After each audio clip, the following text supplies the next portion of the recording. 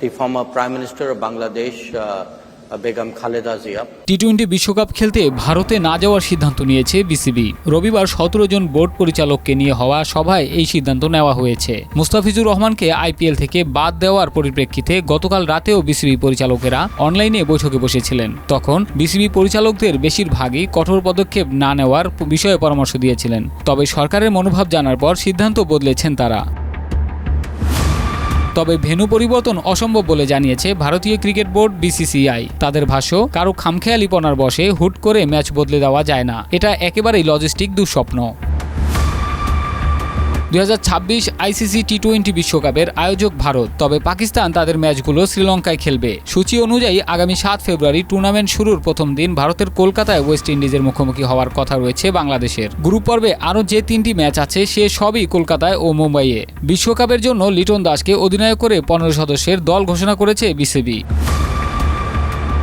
সম্প্রতি ভারতীয় সংবাদ মাধ্যম জানিয়েছে, বাংলাদেশের ধর্মীয় সংখ্যালঘুদের বিরুদ্ধে সহিংসতার ঘটনার খবর সামনে আসার পর কলকাতার নাইট রাইডার্সের সঙ্গে মোস্তাফিজের চুক্তি ঘিরে বিতর্ক তৈরি হয়েছে, যার ফলে রেকর্ড দামে দল পেয়েও এবারের আইপিএলে খেলা হচ্ছে না মোস্তাফিজের।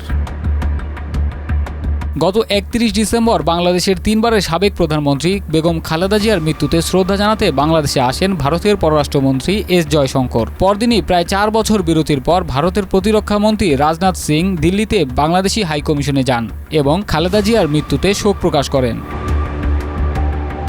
কূটনীতিকেরা এই দুই ঘটনাকে তাৎপর্যপূর্ণ হিসেবে দেখছেন। তাদের মতে, ভারত বাংলাদেশের সঙ্গে দ্বিপাক্ষীয় সম্পর্ক এগিয়ে নিতে আগ্রহী। তাহলে এমন বাস্তবতায় কেন মোস্তাফিজকে বাদ দেওয়ার নির্দেশ এলো? ভারতের ক্রিকেট তারকাদের কারো কারো বক্তব্য, নিশ্চয়ই উপর মহলের চাপ থেকে মোস্তাফিজকে বাদ দেওয়ার এমন সিদ্ধান্ত হয়েছে।